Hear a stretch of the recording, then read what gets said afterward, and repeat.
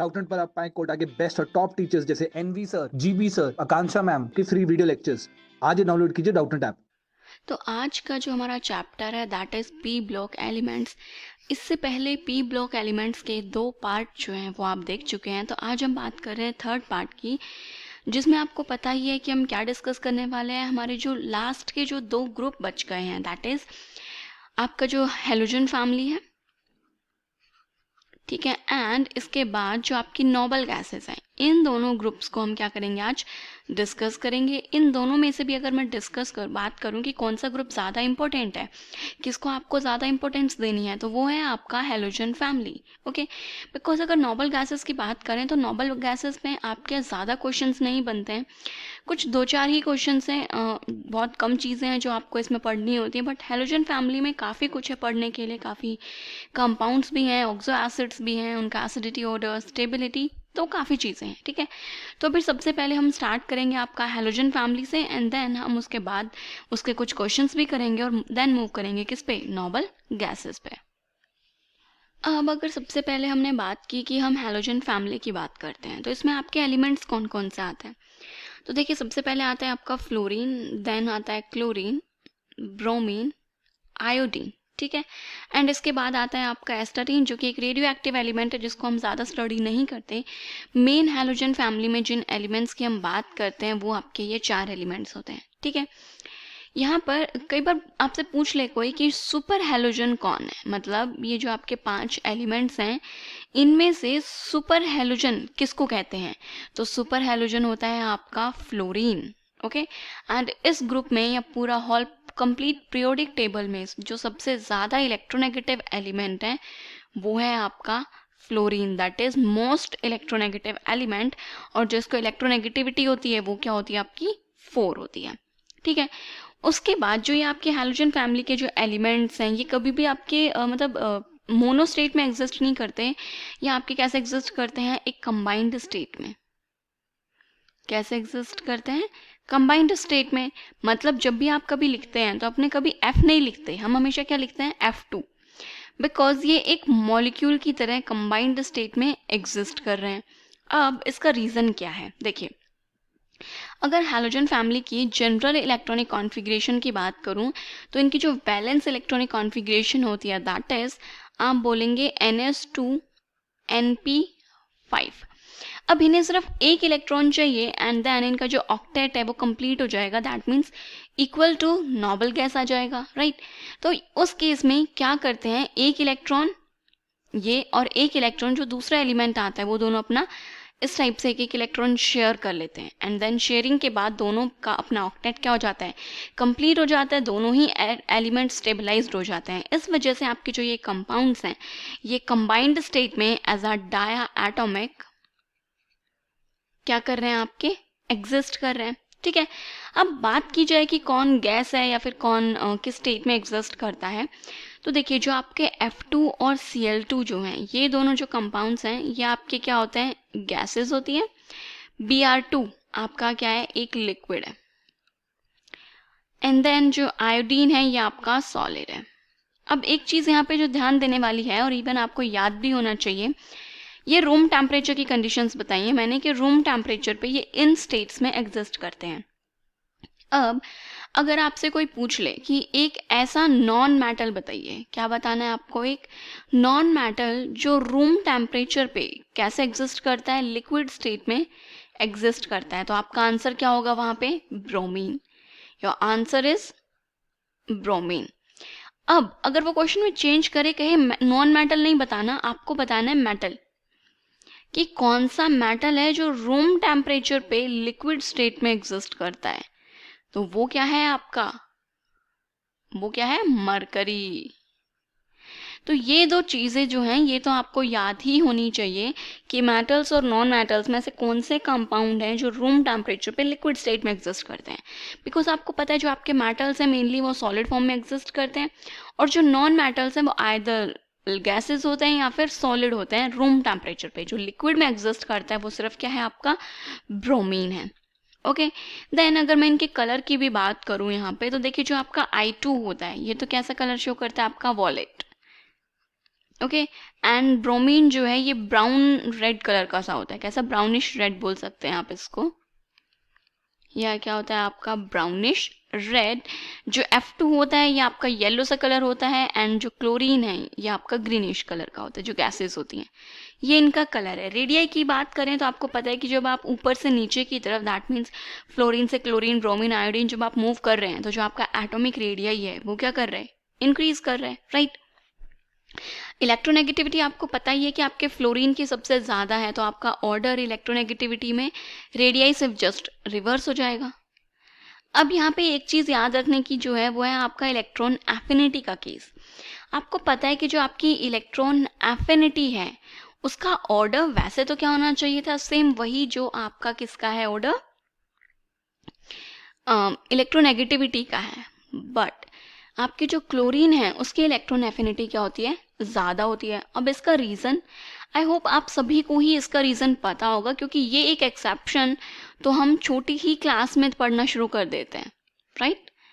मतलब जब हम पीरियोडिसिटी चैप्टर पढ़ते हैं तो उस टाइम पे भी हम इस एक्सेप्शन को पढ़ते हैं कि जो आपका क्लोरीन है इसकी इलेक्ट्रॉन एफिनिटी ज़्यादा होती है, बिकॉज फ्लोरीन में जब आप इलेक्ट्रॉन ऐड करेंगे तो फ्लोरीन में इलेक्ट्रॉन ऐड करना आपके लिए बहुत ज़्यादा डिफ़िकल्ट होता है because of its small size. इसका स्मॉल साइज है, एंड देन जब 2p ऑर्बिटल में आप एक इलेक्ट्रॉन ऐड और करेंगे तो वहाँ पे इलेक्ट्रॉन इलेक्ट्रॉन रिपल्शन हो जाती है, जिसकी वजह से इसकी इलेक्ट्रॉन एफिनिटी कम होगी और क्लोरीन की इलेक्ट्रॉन एफिनिटी क्या हो जाती है, आपकी हाई हो जाती है, ठीक है। चलिए अब उसके बाद हम मूव करते हैं। अब जो आपके हेलोजन्स होते हैं ये क्या होते हैं, आपके एक ऑक्सीडाइजिंग एजेंट होते हैं। मतलब अगर मैं अब इनके ऑक्सीडाइजिंग पावर की बात करूँ, उसका ट्रेंड की बात की जाए कि कौन ज़्यादा स्ट्रॉन्ग ऑक्सीडाइजिंग एजेंट की तरह बिहेव करेगा, तो देखिए ऑक्सीडाइजिंग एजेंट का मतलब क्या होता है कि जो आपका हेलोजन है वो खुद तो क्या होगा, रिड्यूस होगा, एंड जो दूसरा जो भी कोई कंपाउंड होगा, हम बोले अनदर एटम, उसको क्या करेगा, वो ऑक्सीडाइज करेगा, ठीक है। अब खुद क्या कर रहा है, ये हेलोजन खुद क्या हो रहा है, रिड्यूस हो रहा है, मतलब आपका इलेक्ट्रॉन को गेन कर रहा है। अब जैसे कि आपका F2 है, ठीक है, F2 यहाँ पे किस में है, जीरो ऑक्सीडेशन स्टेट में है। ये F2 जो है ये इससे जाएगा F नेगेटिव में, राइट, क्योंकि यहाँ पे जीरो ऑक्सीडेशन स्टेट है और यहाँ पे क्या है, -1, तो ये यहाँ पे क्या हो रहा है, रिडक्शन ही तो हो रहा है, इसका इलेक्ट्रॉन को गेन कर रहा है। अब इलेक्ट्रॉन एफिनिटी का जब आपने ट्रेंड देखा, मतलब है क्या, एक इलेक्ट्रॉन ऐड हो रहा है, इलेक्ट्रॉन ऐड होने को मतलब हम क्या बोलते हैं कि electron affinity, right.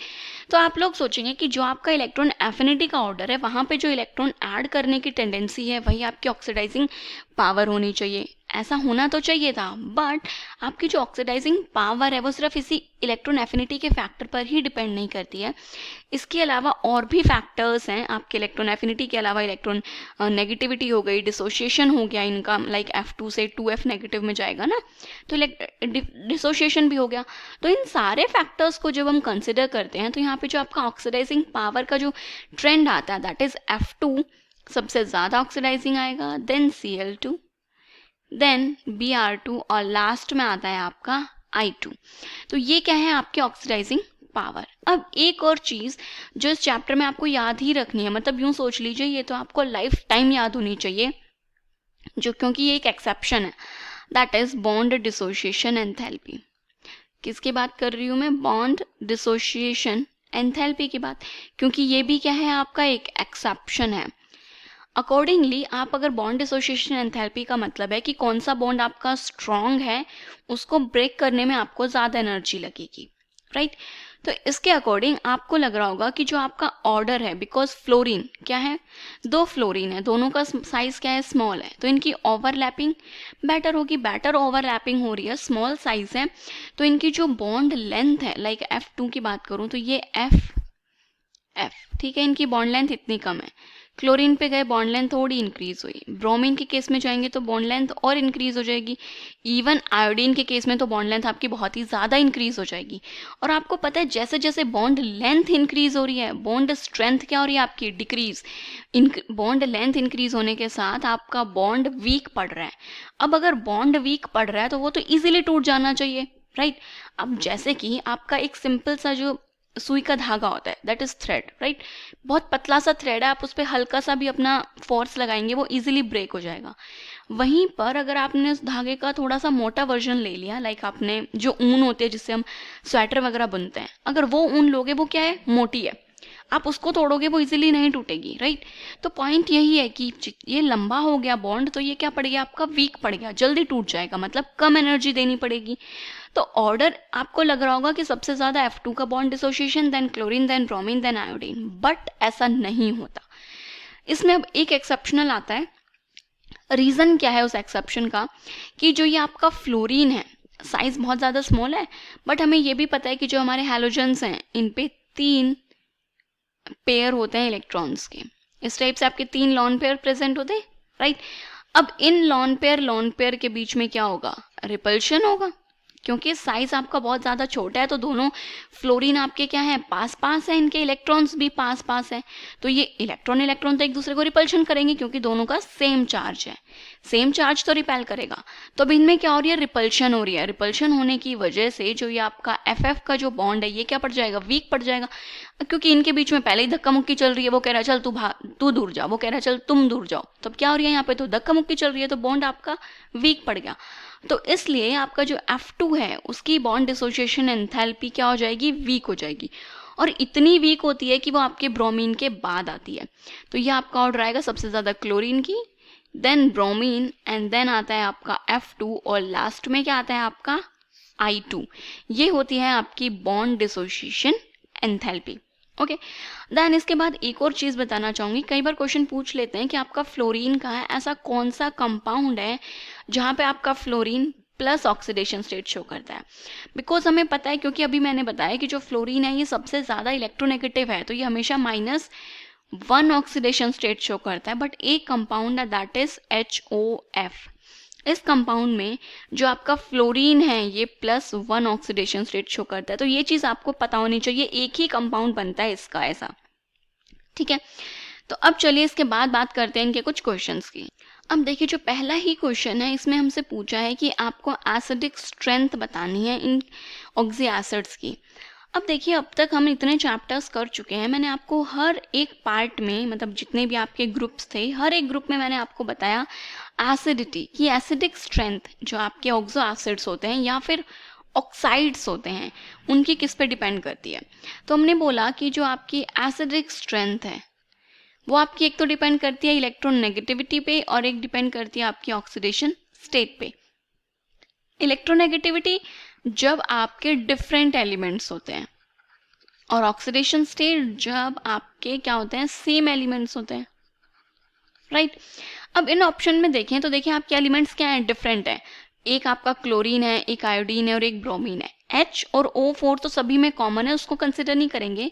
Central atom सबका क्या है आपका, डिफरेंट एलिमेंट है, तो हम किसको केस कंसिडर करेंगे, इलेक्ट्रोनेगेटिविटी का। क्लोरीन, ब्रोमीन और आयोडीन में कौन ज्यादा इलेक्ट्रोनेगेटिव है, हैलोजन का। जो आपका इलेक्ट्रोनेगेटिविटी का ऑर्डर है that is fluorine, chlorine, bromine and iodine, right. तो दैट मीन्स जो आपका Cl है वो सबसे ज्यादा इलेक्ट्रोनेगेटिव है, और जो ज्यादा इलेक्ट्रोनेगेटिव उसी की एसिडिक स्ट्रेंथ ज्यादा। तो मतलब जो क्लोरीन का ऑक्सी एसिड है वो सबसे ज्यादा एसिडिक होगा, then bromine and then iodine. तो ऑप्शंस में देखें chlorine, bromine and then iodine. तो देखिए HClO4, HbRO4, HiO4, okay arrows भी ठीक है, तो जो आपका बी ऑप्शन है ये करेक्ट हो जाएगा। अब कई बच्चे यहाँ पे एक चीज ध्यान नहीं देंगे, वो सिर्फ इतना देखेंगे यहाँ पे HClO4, HbRO, HiO बिल्कुल करेक्ट है, बट एरोस पे ध्यान दीजिए। ये एरो क्या कह रहा है कि ब्रोमीन जो है HbRO4 उसकी एसिडिक स्ट्रेंथ ज्यादा है, राइट। तो इन फैक्टर्स पे भी आपको ध्यान देना है। सिर्फ आप सीक्वेंस मत देखिए, ये भी देखिए कि साइन क्या है, ग्रेटर देन का या फिर लेस देन का। तो इसके अकॉर्डिंग जो हमारा बी ऑप्शन है वो क्या हो जाएगा इसका right answer. The next question है ऑक्सीडाइजिंग पावर ऑफ हैलोजेंस, जो कि हमने अभी पढ़ी कि F2 सबसे ज्यादा ऑक्सीडाइजिंग है, then chlorine, then bromine and then iodine, right. तो इसके अकॉर्डिंग ऑप्शन देखें F2Cl2 Br2 I2 देन एस्टेटीन, तो आपका जो फर्स्ट ऑप्शन है वही क्या हो जाएगा राइट आंसर, बिल्कुल वही ऑर्डर फॉलो कर रहा है। ओके, नेक्स्ट में हमसे पूछा है कि आपको एसिड्स की क्या बताना है, रिलेटिव स्ट्रेंथ बतानी है। अब देखिए इस केस में आपका क्या होता है, वो ये जो ऑर्डर बताया था हमने, ये हम मानते हैं हमने सिर्फ ऑक्साइड्स या फिर जो ऑक्सी एसिड्स हैं उन पे एप्लीकेबल होता है। ये क्या है आपका HF, HCl, HBr और HI। यहाँ पे बात करेंगे कि किसका बॉन्ड इजीली ब्रेक हो रहा है हाइड्रोजन के साथ। जब भी आप हाइड्राइड कंसिडर करें तो हाइड्राइड के केस में आप ये देख सकते हैं कि कौन इजीली बॉन्ड आपका क्या कर रहा है, ब्रेक कर रहा है। तो हमें पता है कि जो HI का जो बॉन्ड है ये सबसे वीक बॉन्ड है, क्योंकि बॉन्ड लेंथ क्या है आपकी, बहुत बड़ी बॉन्ड लेंथ है, तो ये बॉन्ड तो आपका इजीली ब्रेक हो जाएगा। जब ये बॉन्ड इजीली ब्रेक हो रहा है वहाँ पे, ठीक है, बॉन्ड ब्रेक हो जाएगा मतलब कि H पॉजिटिव को इजीली रिलीज करेगा, और जो इजीली H पॉजिटिव को रिलीज करेगा वही तो क्या होगा आपका सबसे ज़्यादा एसिडिक कंपाउंड। तो दैट मीन्स HI सबसे ज़्यादा एसिडिक हो जाएगा, then HBr, then HF। Okay, तो आपका जो एसिडिटी का ऑर्डर होगा ये आपका इस टाइप से आ जाएगा। जो हाइड्रोजन आयोडाइड है वो सबसे ज़्यादा एसिडिक। तो अब अगर ऑप्शंस की बात करें तो देखिए आपका जो फर्स्ट ऑप्शन है वही हमारे आंसर से मैच कर रहा है, तो जो ए ऑप्शन है वो क्या हो जाएगा इसका राइट आंसर। देन उसके बाद नेक्स्ट क्वेश्चन है आपको बॉन्ड एनर्जी ऑफ हैलोजेंस बताने, that means bond dissociation energy बतानी है आपको हैलोजेंस की, जिसका ऑर्डर तो अभी हमने डिस्कस किया कि जो आपका F2 है वो क्या जाएगा Br2 से भी लास्ट में चला जाएगा। और रीज़न क्या था वो हमने बताया, क्योंकि आपका फ्लोरीन का साइज क्या है स्मॉल, और इसमें इलेक्ट्रॉन क्या हो रही है आपकी रिपल्शन हो रही है, तो इस वजह से आपका बॉन्ड वीक पड़ गया, तो F2 क्या आ गया Br2 के भी बाद आ गया। तो इस ऑर्डर के अकॉर्डिंग अगर ऑप्शन मैच करेंगे तो देखिए जो आपका बी ऑप्शन है वो इसका राइट आंसर हो जाएगा। अब कई बच्चों को इतनी चीज़ भी याद रह जाती है कि स्मॉल साइज है, यहाँ पे इलेक्ट्रॉन रिपल्शन हो रहा है, तो फ्लोरीन की बॉन्ड डिसोसिएशन एंथैल्पी कम होगी, बट वो सोचते हैं कि सिर्फ क्लोरीन से कम होगी, ब्रोमीन से कम नहीं होगी। तो वो क्या करते हैं, जो आपका सी ऑप्शन है इसको कई बच्चे करेक्ट कर लेते हैं, बट आपको ध्यान रखना है कि फ्लोरीन 2 जंप पीछे जाता है, क्लोरीन और ब्रोमीन दोनों से हार के पीछे जाता है, ठीक है, तो ये इसका आंसर हो जाएगा। नेक्स्ट पूछा है reducing property of halogen acids. देखिए इससे पहले भी हमने बहुत सारे हैलाइड्स जो आपके हाइड्राइड्स होते हैं इनकी रिड्यूसिंग प्रॉपर्टी की बात की है, एंड देन आपकी जो रिड्यूसिंग प्रॉपर्टी है वो डिपेंड करती है कि कहाँ पर आपका जो H है वो क्या हो जाएगा ईजीली रिलीज हो रहा है, राइट जहां पर आपका H इजीली रिलीज हो जाएगा वही तो क्या होएगा आपका, मतलब वही रिड्यूसिंग प्रॉपर्टी ज़्यादा शो करेगा। रिड्यूसिंग एजेंट्स कौन से होते हैं, जो आपके H जो हाइड्रोजन है वो देते हैं, राइट, क्योंकि रिडक्शन में क्या होता है हाइड्रोजन ही तो जाके एड ऑन होता है, तो जो इजीली H दे देगा, और इजीली H कौन देगा, जिसका बॉन्ड आपका वीक होगा, और बॉन्ड किसका वीक है HI का। तो मतलब जो आपका एसिडिटी का ऑर्डर था, क्योंकि उसमें भी H पॉजिटिव आयन जल्दी रिलीज करनी थी, यहाँ पे भी आपको हाइड्रोजन को इजीली रिमूव करना है, रिलीज करना है, तो जो एसिडिटी का ऑर्डर था सेम वही आपका reducing property, reducing character, reducing power का आपका ऑर्डर होगा। तो दैट मीन्स HI सबसे ज़्यादा रिड्यूसिंग पावर शो करेगा, then HBr, HCl and HI। तो इसके अकॉर्डिंग जो आपका ऑप्शन है that is B option, HF, HCl, HBr, HI, तो ये क्या हो जाएगा इसका राइट आंसर। देन अब अगर मैं ऑक्साइड्स की बात करूं जो आपके हैलोजेंस फॉर्म करते हैं, तो मेनली जो आपके फ्लोरीन का जो एलिमेंट है वो जब ऑक्साइड्स बनाता है तो वो क्या बनता है आपका, 2 ही बनाता है ये, एक बनता है आपका O2F2 और एक बनाता है आपका OF2, बट इसको हम ऑक्साइड्स ऑफ फ्लोरीन नहीं बोलते, ये फ्लोराइड्स ऑफ फ्लोरीन बोले जाते हैं, बिकॉज यहाँ पे जो आपका फ्लोरीन है वो क्या है एक ज़्यादा इलेक्ट्रोनेगेटिव एलिमेंट है।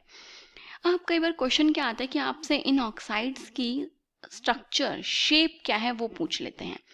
तो अगर शेप की बात करूँ तो देखिए जो आपका OF2 हो गया या फिर आपका OCl2 हो गया, ये बिल्कुल वैसी ही शेप बनाते हैं जैसे आपकी H2O, या फिर मैं इसको बोलूँ OH2, इसकी जो स्ट्रक्चर होती है सिमिलर वैसी ही स्ट्रक्चर इनकी बनती है, that is oxygen, and then 2 fluorine आपके इस टाइप से अटैच होंगे, या फिर 2 क्लोरीन आपके इस टाइप से अटैच हो जाएंगे। अगर O2F2 की बात की जाए तो ये स्ट्रक्चर कैसी बनती है आपकी, जैसा आपका O2H2 that is hydrogen peroxide की जो स्ट्रक्चर होती है बिल्कुल सेम स्ट्रक्चर यहाँ पे आपका O2F2 बनाता है, ठीक है। तो क्या होगा, दोनों जो ऑक्सीजन है ये आपके इस टाइप से बॉन्डेड होंगे, एंड देन यहाँ पर आएगा आपका फ्लोरीन। तो ये हो गई आपकी O2F2 की स्ट्रक्चर, ठीक है। देन इसके बाद जो आपका क्लोरीन है, इसके भी आपको पता है काफ़ी ऑक्साइड्स बनाता है क्लोरीन, मेनली 4 ऑक्साइड्स बनते हैं, जिसमें से एक होता है आपका Cl2O, नेक्स्ट है ClO2, Cl2O6 जो कि आपका ClO3 का डाइमर एग्जिस्ट करता है, एंड देन होता है आपका Cl2O7, ठीक है। ये 4 आपके ऑक्साइड्स बनाता है क्लोरीन। अब अगर आपको इनके एसिडिटी ऑर्डर देखना है तो इट्स सिंपल, क्योंकि एलिमेंट्स सेम हैं तो आप क्या देखेंगे, इनके ऑक्सीडेशन स्टेट। अब अगर यहाँ पे ऑक्सीडेशन स्टेट की बात की जाए तो देखिए जो सबसे पहला कंपाउंड है आपका, यहाँ पे जो आपका क्लोरीन है, ये किस में है, +1 ऑक्सीडेशन स्टेट में, क्योंकि ऑक्सीजन का चार्ज है -2 और 2 क्लोरीन पे बैलेंस करना है तो +1 चार्ज बैलेंस करेगा, ओके। इस पे बात की जाए तो यहाँ पे आपका क्लोरीन किस में है, क्योंकि 2 ऑक्सीजन है, मतलब 2 × -2 चार्ज आ रहा है -4 को एक क्लोरीन कैसे बैलेंस करेगा, टोटल +4 शो करके। Cl2O6 का मतलब है 6 × -2, ठीक है, -12 चार्ज है। अब -12 2 क्लोरीन को बैलेंस करना है तो एक क्लोरीन +6 शो करेगा, और 7 2 14, राइट। तो 14 चार्ज को 2 क्लोरीन कैसे करेंगे, +7।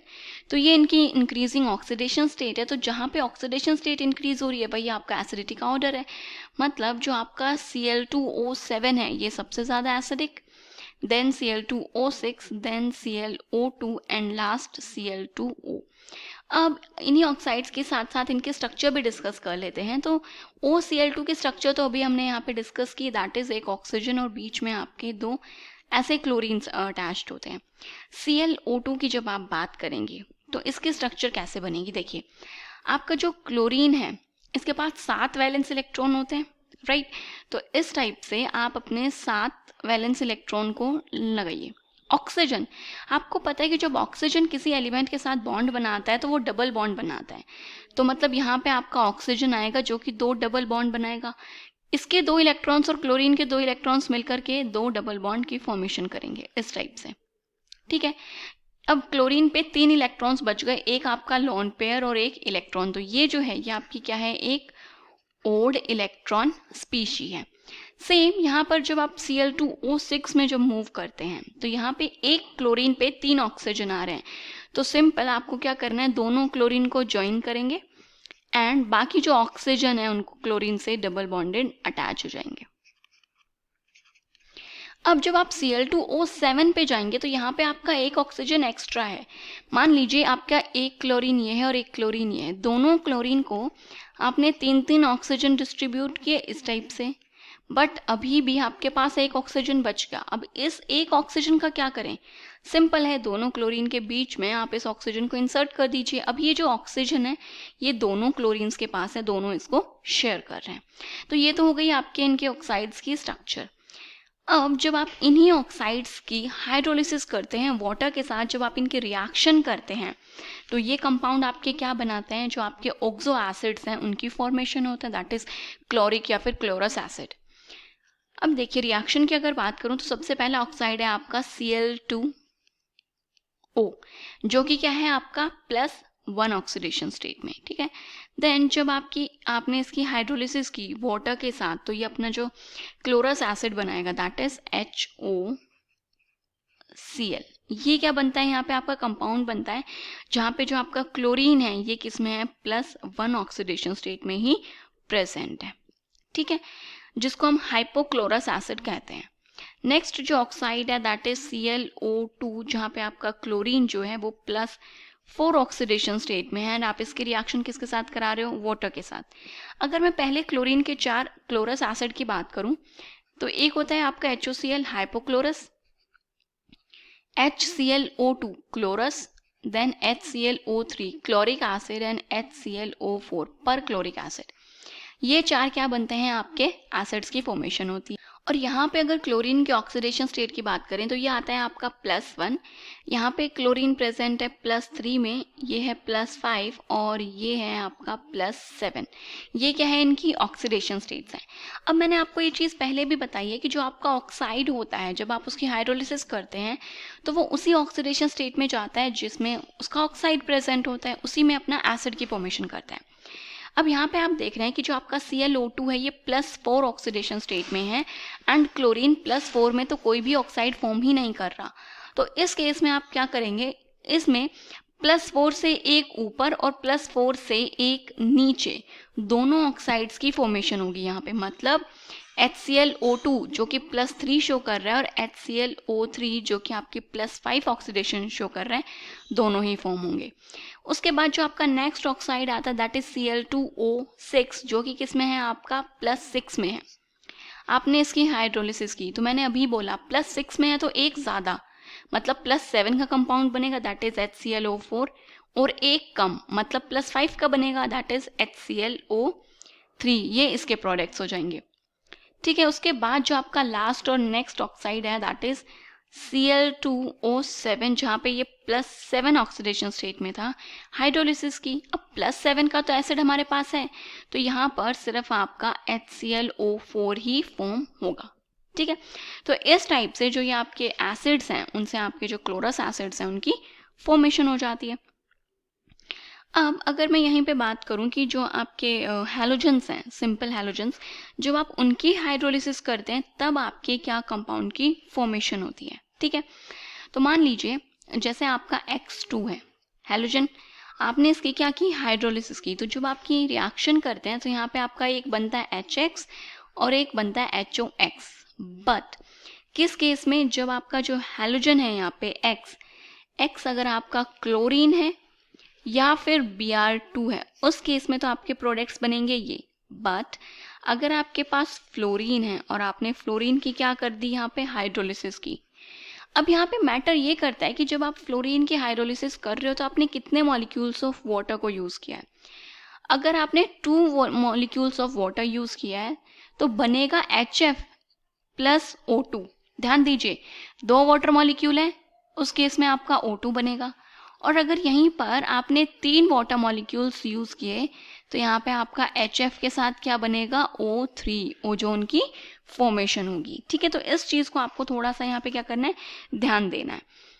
ओके, ये रिएक्शन मैंने कंप्लीट बैलेंस नहीं किया, अभी तक आपके जो हाइड्रोजन है वो बैलेंस नहीं हुए। लाइक यहाँ पे 4 हाइड्रोजन आएंगे तो फ्लोरीन बैलेंस करने के लिए 2, यहाँ पे 6, देन फ्लोरीन को बैलेंस करने के लिए 3। अब जो आपकी रिएक्शन है ये कंप्लीटली बैलेंस्ड रिएक्शन है। ठीक है, सर आप बोलेंगे फ्लोरीन के साथ मैंने आपको प्रोडक्ट बता दिए, क्लोरीन ब्रोमीन के साथ भी बता दिए, बट जब आयोडीन की बात करेंगे, आयोडीन की अगर आप हाइड्रोलिसिस करेंगे तो यहाँ पे आपकी कोई भी रिएक्शन जो है वो प्रोसीड नहीं करती है। ठीक है, तो इस केस में आपकी कोई भी रिएक्शन नहीं होगी, ये आपको ध्यान रखना है। अब यहीं पर आपकी एक और इम्पोर्टेंट रिएक्शन आती है, उस रिएक्शन की भी मैं अभी बात कर लेती हूँ। दैट इज कि जो आपका X2 है, ठीक है, बट यहाँ पे जो आपका X2 है ये आपका Cl2 भी हो सकता है, Br2 भी हो सकता है एंड I2, तीनों ही हो सकते हैं। फ्लोरीन के साथ ये रिएक्शन नहीं होती। जब आपने इस X2 की रिएक्शन किसके साथ की, बेस के साथ, दैट इज सोडियम हाइड्रोक्साइड के साथ रिएक्शन कर रहे हो, बट कंडीशन क्या है आपकी, कोल्ड। सेम ऐसे ही रिएक्शन एक और होती है जहाँ पे X2 की रिएक्शन हो रही है आपकी बेस के साथ, बट कंडीशन क्या है आपकी, हॉट। ये डाइल्यूट होता है, ये कंसंट्रेटेड होता है। तो अब आपके प्रोडक्ट्स क्या फॉर्म होंगे वो आपको बताना है। ठीक है, तो देखिए क्योंकि यहाँ पे कंडीशन क्या है आपकी, कोल्ड है, तो आपका यहाँ पे जो कंपाउंड्स बनेंगे दैट इज, एक तो बनेगा आपका NaX प्लस आपका बनेगा NaOX। ठीक है, जो सोडियम सल्फाइड ऑफ किसका बन रहा है, हाइपोक्लोरस का। एंड देन जब आपका हॉट है तो ये एक तो NaX ही बनेगा, बट ये जो NaOX था इसकी बजाय ज़्यादा रिएक्शन होगी और यहाँ पे बनेगा आपका NaXO3। ठीक है, ये कंपाउंड्स यहाँ पे आपके फॉर्म होते हैं। देन जो आपका वाटर मॉलिक्यूल है वो तो फॉर्म होगा ही होगा। रिएक्शन आप इनको बैलेंस कर सकते हैं। तो आपको याद रखना है कि हॉट और कॉन्सेंट्रेटेड, मतलब जब हॉट है या फिर कोल्ड कंडीशंस हैं तो उस केस में जो आपके प्रोडक्ट्स हैं उनके क्या फॉर्मेशन हो रही है, कब आपका NaOX बन रहा है एंड किस केस में आपका NaXO3 की फॉर्मेशन हो रही है। ठीक है, तो चलिए ये तो थी आपकी कुछ रिएक्शंस, इंपॉर्टेंट रिएक्शंस जो कि आपकी आती हैं। देन अभी आपके जो कुछ क्वेश्चंस हैं उनको डिस्कस करते हैं। अब जो आपका पहला क्वेश्चन है यहाँ पे बोल रहे हैं कि जो आपका HClO4 है दैट इज पर क्लोरिक एसिड जो है, आपने इसकी P2O5 के साथ रिएक्शन की तो आपका A और B क्या कंपाउंड बनेंगे आपको वो बताना है, ठीक है। तो देखिए जो आपका P2O5 होता है ये क्या होता है आपका एक डिहाइड्रेटिंग एजेंट। क्या है आपका डिहाइड्रेटिंग एजेंट, दैट मीन्स ये वाटर मॉलिक्यूल जो है उसको एलिमिनेट करता है, जो वाटर मॉलिक्यूल है उसको क्या कर लेता है, निकाल देता है। तो अब आपका जो प्रोडक्ट है वो क्या बनेगा। अब यहाँ पर अगर मैं HClO4 के रिएक्शन की बात करूँ तो यहाँ पे सबसे सिंपल होता है आपका इनके स्ट्रक्चर बनाने का कि ये आपका क्लोरीन है, एक डबल बॉन्ड O आएगा एंड देन एक OH आएगा, उसके बाद आपके जितने भी ऑक्सीजन्स हैं बच गए वो आपके डबल बॉन्डेड आएंगे। तो ये हो गए आपके चारों ऑक्सीजन कंप्लीट, ये है आपका HClO4। ओके, देन आपका जो सेकंड मॉलिक्यूल आएगा इसका, ठीक है, इसी टाइप से आपका इसका एक और मॉलिक्यूल आएगा, double bond O and then आ गया आपका OH। अब आप यहाँ से वाटर मॉलिक्यूल निकालेंगे तो ये बन गया आपका एक वाटर मॉलिक्यूल, ठीक है। तो यहाँ से आपने बोला कि हमने एक वाटर मॉलिक्यूल निकाल दिया, तो अब आपका कंपाउंड क्या बचा, Cl2, 2 क्लोरीन बच गए एंड ऑक्सीजन कितने हैं, 1 2 3 4 5 6 एंड देन एक ये ऑक्सीजन बचा हुआ है आपका, राइट। तो टोटल हमारे पास 7 ऑक्सीजन है, तो आएगा Cl2O7, ठीक है। ये क्या होती है आपकी रिएक्शन। देन हमने यहाँ पे जो P2O5 है, अब P2O5 भी क्या करेगा, जब आपका P2O5 आपने डाला हुआ है तो ये जो P2O5 है ये इस वाटर मॉलिक्यूल के साथ रिएक्शन करके अपनी भी क्या कर लेगा, हाइड्रोलिसिस कर लेगा। अब आपको पता है कि यहाँ पे जो आपका फॉस्फोरस है ये किसमें, +5 ऑक्सीडेशन स्टेट में, तो +5 में जो ये अपना एसिड बनाएगा दैट इज HPO3 की फॉर्मेशन हो जाती है। अब ऑप्शंस में देखिए आपका A बना Cl2O7 और एक बना HPO3। ऑप्शन में देखेंगे तो यहाँ पे आपका कौन सा ऑप्शन करेक्ट है, जो डी ऑप्शन है Cl2O7 HPO3, ये क्या हो जाएगा इसका right answer. Then next question है कि आपका कौन सा हैलाइड है जो क्या नहीं देता, which do not give a precipitate with AgNO3। हमें पता है कि जो हमारे हैलाइड्स हैं वो AgNO3 के साथ प्रेसिपिटेट्स देते हैं, लाइक कई रिएक्शंस में आपने देखा होगा AgCl का प्रेसिपिटेट मिल रहा है आपको, AgBr का प्रेसिपिटेट मिल रहा है और AgI का प्रेसिपिटेट मिल रहा है, बट कभी भी हमने AgF को नहीं बोला कि वो प्रेसिपिटेट आउट हो रहा है, क्योंकि जो सिल्वर का फ्लोराइड है वो प्रेसिपिटेट नहीं होता, ये क्या है वाटर सोल्यूबल है, वाटर में सोल्यूबलाइज हो जाता है, बिकॉज जो आपकी F नेगेटिव आयन है ये वाटर के साथ क्या करेगी, हाइड्रोजन बॉन्डिंग शो करेगी। फ्लोराइड्स तो हाइड्रोजन बॉन्डिंग शो करते हैं ना, इस वजह से जो आपका AgF है वो कभी प्रेसिपिटेट नहीं होता। तो क्वेश्चन है कि सिल्वर नाइट्रेट के साथ कौन सी हैलाइड आयन प्रेसिपिटेट नहीं बनाएगी, तो दैट इज F नेगेटिव, जो है ये क्या हो जाएगा इसका राइट आंसर। देन नेक्स्ट हमारा क्वेश्चन है, कह रहा है कि इनमें से कौन सी स्पीशी एक सूडो हैलाइड नहीं है।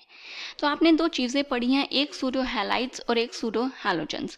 तो बात करें कि जो आपके सूडो हैलोजेंस जो होते हैं, सूडो हैलाइड्स जो आयंस होती हैं ये क्या होती हैं, तो कह रहे हैं कि ये आपकी वो आयंस होती हैं जिनमें 2 या 2 से ज़्यादा इलेक्ट्रोनेगेटिव एटम्स प्रेजेंट होते हैं। क्या होते हैं, 2 या 2 से ज़्यादा इलेक्ट्रोनेगेटिव एटम्स प्रेजेंट होते हैं, जिनमें से एक एटम इन्होंने बोला आपका फिक्स है, जो कि क्या होता है आपका नाइट्रोजन होता है।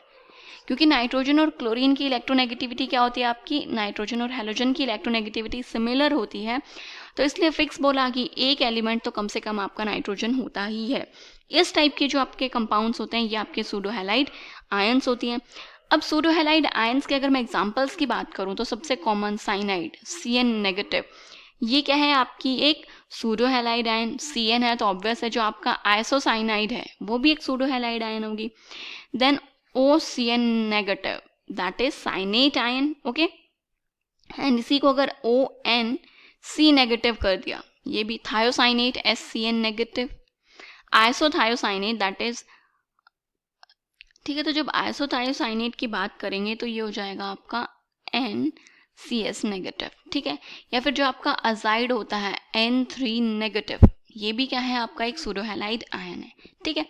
तो ये सारी सूडो हैलाइड आयन और सबसे सिंपल तो ये है कि जिसमें नाइट्रोजन है वो आपकी एक सूडो हैलाइड आयन है। इस क्वेश्चन में देखें तो देखिए A ऑप्शन में भी नाइट्रोजन है, B में भी नाइट्रोजन है, C में भी, सॉरी D में भी, बट जो B ऑप्शन है RCOO नेगेटिव, इसमें कहीं भी नाइट्रोजन एटम प्रेजेंट नहीं है।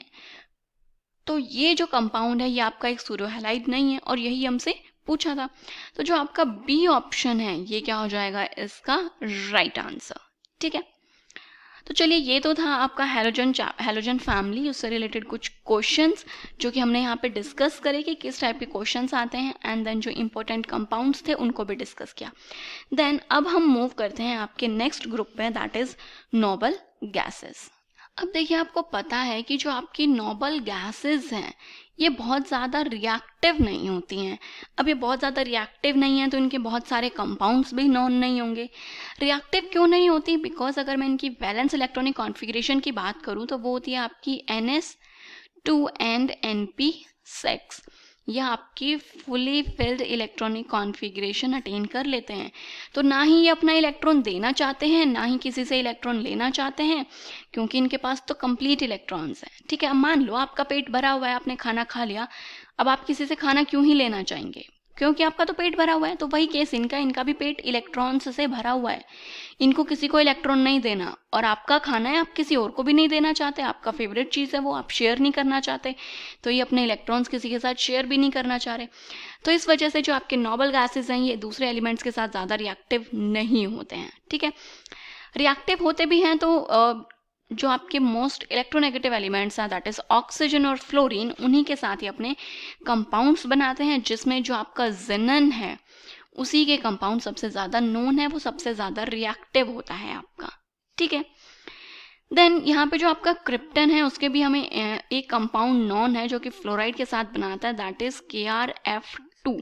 तो ये कंपाउंड आपको याद रखना है। मे भी क्वेश्चन ऐसे ही पूछ लें कि क्रिप्टन का एक कंपाउंड नॉन है और उस कंपाउंड का मॉलिक्यूलर फॉर्मूला क्या है, KrF2, KrF4, KrF6 या फिर नन ऑफ दीज। तो इस टाइप से आपको 4 ऑप्शंस देके वो आपसे पूछ सकता है। ठीक है, देन जो जिनन के कंपाउंड्स बनाए हमने, तो ये +2 से +8 तक इलेक्ट्रॉनिक कॉन्फ़िगरेशन में अपने ऑक्साइड्स, अपने ऑक्सीफ्लोराइड्स की फॉर्मेशन करता है।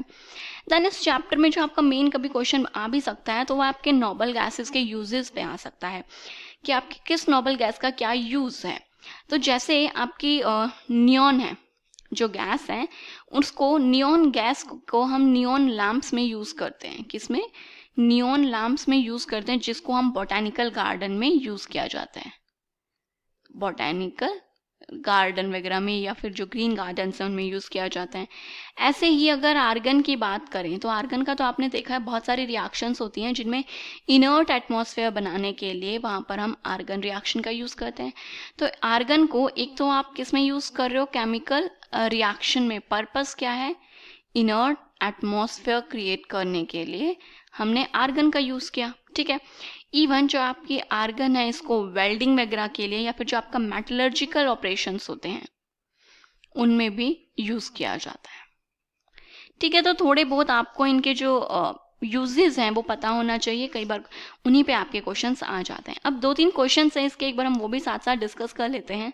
तो देखिए, जो आपका सबसे पहला ही क्वेश्चन है, ये पहला क्वेश्चन क्या कह रहा है कि which of the following does not react with fluorine, कि इनमें से कौन सा कंपाउंड है जो फ्लोरीन के साथ रिएक्शन नहीं करेगा। ठीक है, तो ऑप्शन दिया क्रिप्टन, तो क्रिप्टन का भी हमने कंपाउंड देखा KrF2, मतलब फ्लोरीन के साथ रिएक्शन कर रहा है। और जिनन का तो अभी हमने बोला कि जिनन ही ऐसा कंपाउंड है नोबल गैसेस में जो अपने कंपाउंड्स बनाता है, किसके साथ? फ्लोरीन और ऑक्सीजन के साथ। तो ये भी हमारा ऑप्शन नहीं होगा, ये भी ऑप्शन नहीं है। आर्गन, आर्गन का कोई भी कंपाउंड अभी तक नॉन नहीं है, ये आपका फ्लोरीन के साथ रिएक्शन भी नहीं करता। जो आपका बी ऑप्शन है वो क्या हो जाएगा? Right answer.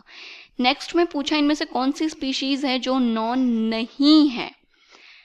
तो देखिए, XeF6, XeO3, XeF4 तीनों कंपाउंड्स नोन है। क्रिप्टन F6 नोन नहीं है।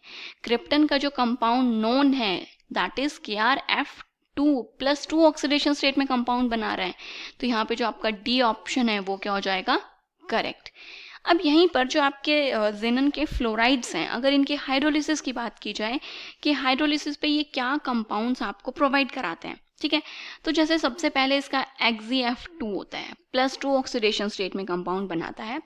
देन जब आप इसकी हाइड्रोलिसिस करते हैं तो ये हाइड्रोलिसिस पे बनाएगा xenon plus HF plus oxygen. O2 gas जो है वो क्या हो रही है? वहाँ से रिलीज होती है। सेम अगर आपने XeF4 की रिएक्शन कराई वाटर के साथ, जब आप वाटर के साथ इसके रिएक्शन कराते हैं तो एक तो बनाता है Xe, एक बनाता है आपका XeO3 plus HF and oxygen. ये रिएक्शंस होती हैं। XeF6 का केस की बात की जाए, जब आप यहाँ पे इसकी हाइड्रोलिसिस करा रहे हो तो यहाँ पे सिर्फ XeO3 प्लस HF ही मिलता है। ये इसकी क्या है, कंप्लीट हाइड्रोलिसिस। अगर आपको इसकी पार्शियल हाइड्रोलिसिस करानी है, मतलब XeF6 प्लस वाटर मॉलिक्यूल्स, ठीक है, आप क्या करा रहे हो, इसकी पार्शियल हाइड्रोलिसिस करा रहे हो, तो उस केस में यहाँ पे आपका XeOF4 मिलता है। क्या मिलता है आपको, XeOF4। ठीक है, तो ये चीज़ क्या करनी है आपको यहाँ पे याद रखनी है, प्लस HF। ये जो 3-4 रिएक्शंस हैं इनकी हाइड्रोलिसिस की, किसमें क्या कंपाउंड बनता है वो आपको पता होना चाहिए।